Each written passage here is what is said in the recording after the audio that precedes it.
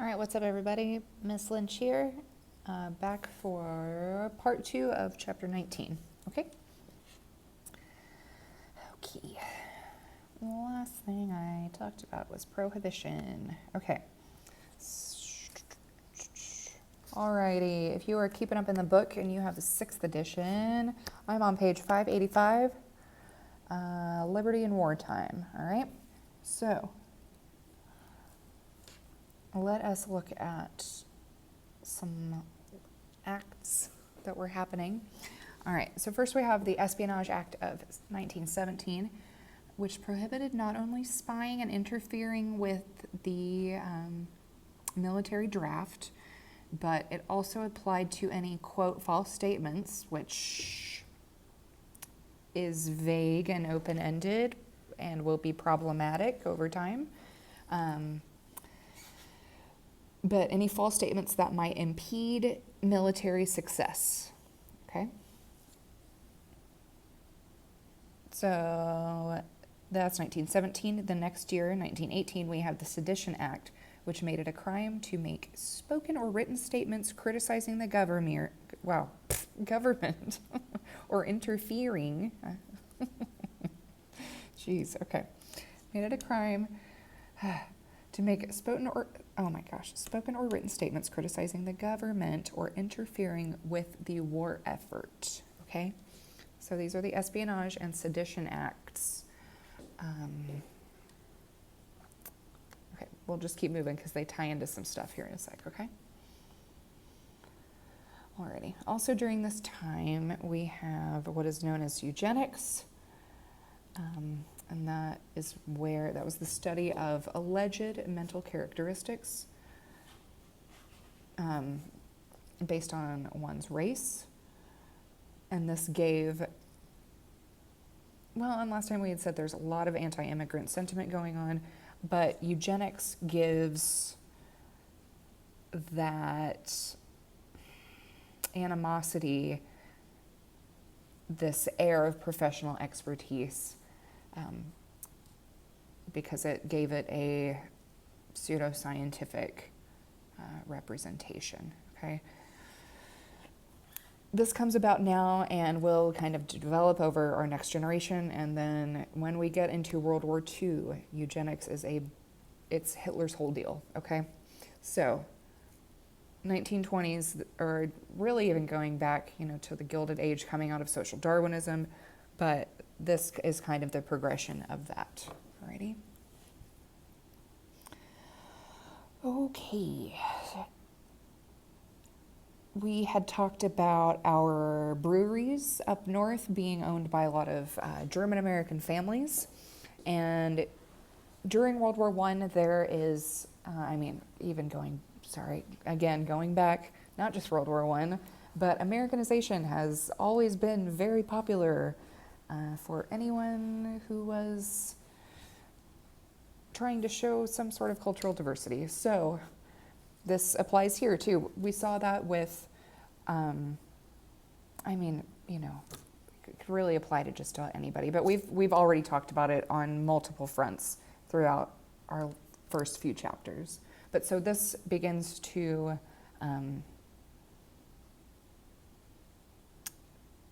also kind of apply to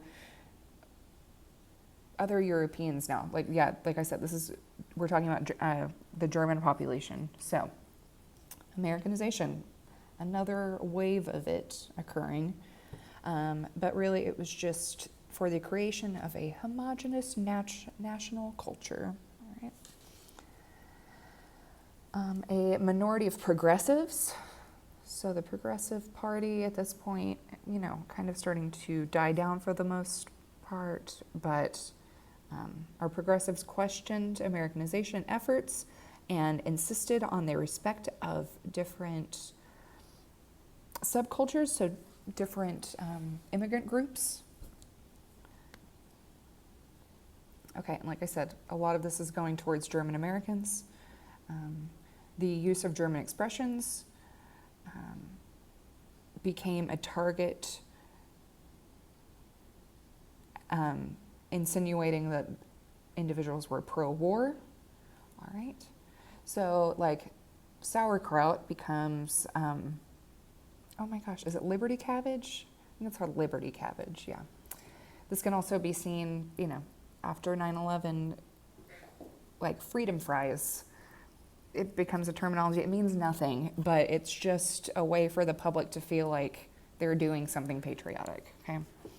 Anywho.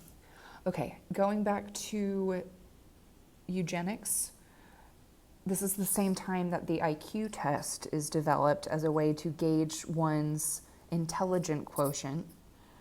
But anyway, so war strengthened the conviction that certain types of quote-unquote undesirable persons ought to be excluded, and this was kind of the basis of the IQ test, all right? Okie dokie. All right, closing ranks.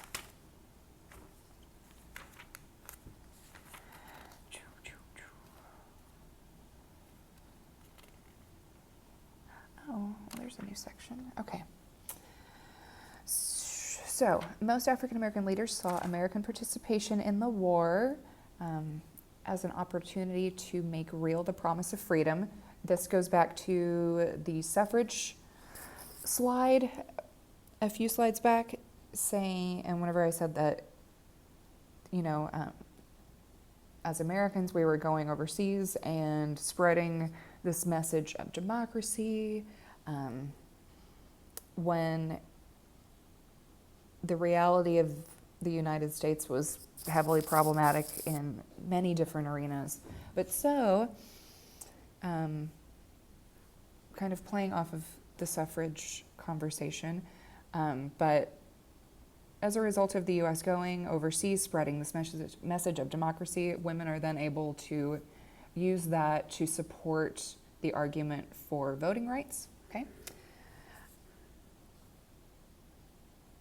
African American leaders also used the same concept as a way to apply it to the, what am I even trying to say? Trying to make real this promise of freedom for people of color. That's what I'm trying to say, okay? So, during World War I, pretty much about 500,000 African American men served in different capacities. They were barred from serving in the Navy, so a lot of our service positions were rather than in combat units, they were in supply positions. And at the end of the war, there was a victory parade in Paris, and Woodrow Wilson, once again, did not allow these African American men to march in the parade, although French and British troops allowed anyone who served to march in the parade. So this is something else that Woodrow Wilson was ridiculed for. All right. Okay, and this takes us into the Great Migration. So the war opened thousands of industrial jobs. This opened up to African American laborers for the first time and inspired a large-scale migration from the South. Think about everything that has been going on there with Reconstruction and our sharecropping system. All of the laws that we've talked about, our Jim Crow laws. And so, this just inspires this huge migration north, okay? So about 500,000 people leave the South, go to our northern cities. There were many motives behind this, which all of these make absolute sense. So better pay, there were greater job opportunities in the North. There was less violence, and voting rights were more attainable for people of color, okay? During the time of the Great Migration, there are also spikes. Like I said, there's less violence in the North, but there is still violence occurring in areas, okay? So there are riots. There are riots that occur. There was the Tulsa Race Massacre that we know about. And if you're looking at the slideshow, I apologize. I just used the term riot kind of generally there and include Tulsa, but it is now being referred to as the Tulsa Race Massacre, and that is how it should be referred to as such.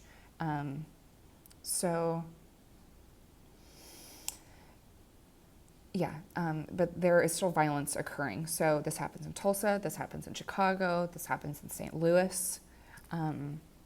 Also, in regards to Tulsa, I don't know if you guys heard in this last week, because there are 2 living survivors from the Tulsa Race Massacre.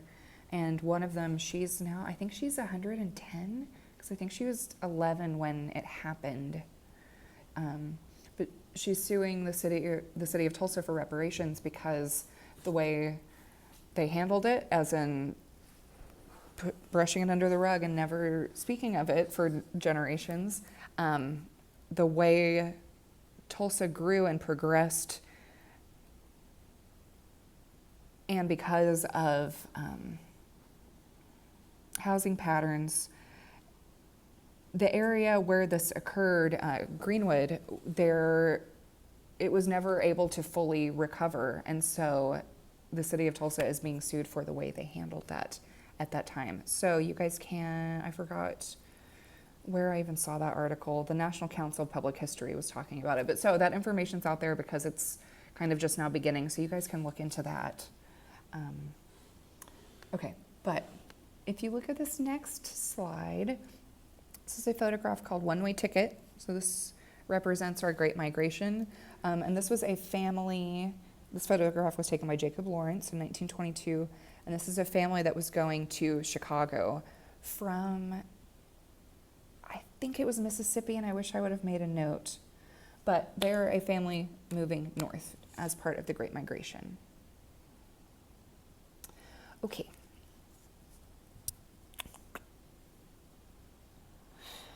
Alrighty, so really just going back to where we started, the Espionage and Sedition Acts, all right? This all ties into the Red Scare because communism, which was coming out of Russia, was growing in popularity as this workers' movement, a movement of the proletariat, and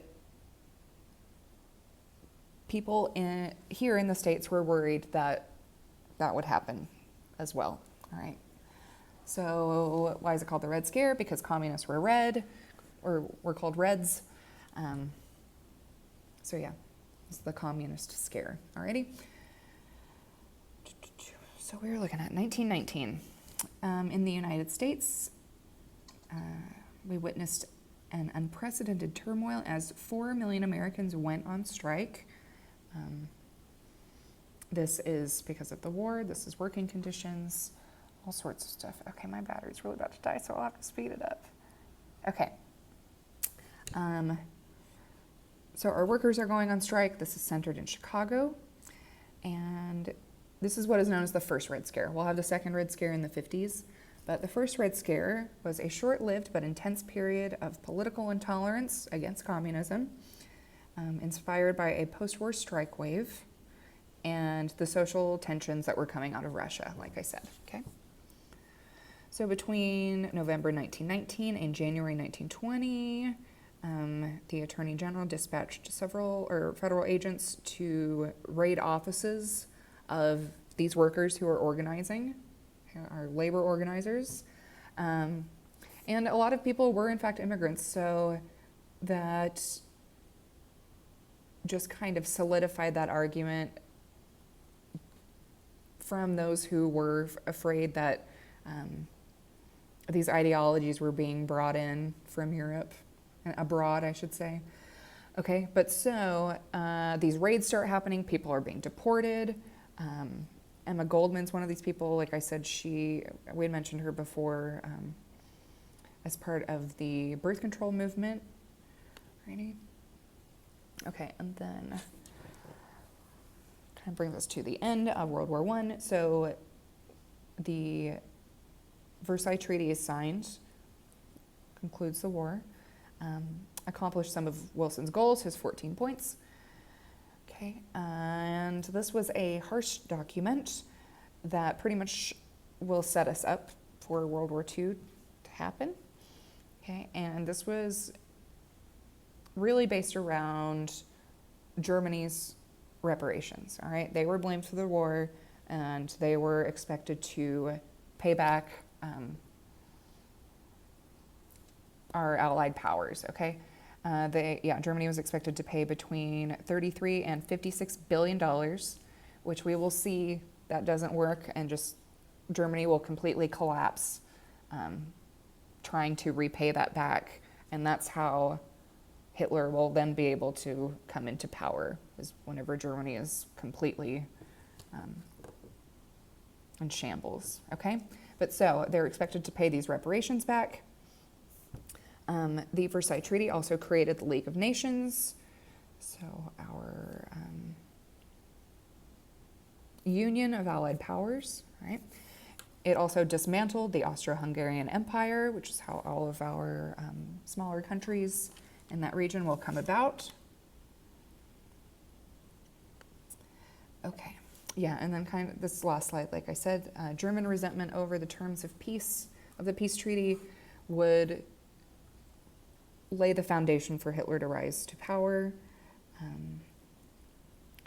And then Warren G. Harding is elected in 1920, which will set the tone for what happens in the U.S. during that those next few years. Okay, but so we will see. There's just a lot that's going to go on over the 1920s and 1930s that will lead us up to World War II. So there's a boom and a bust. There's a bust and then a boom and then another bust. So we'll get through all of that. Anywho, if you guys have any questions about anything, let me know. Shoot me an email. I'm around. Okay, I'll talk to you later. Bye.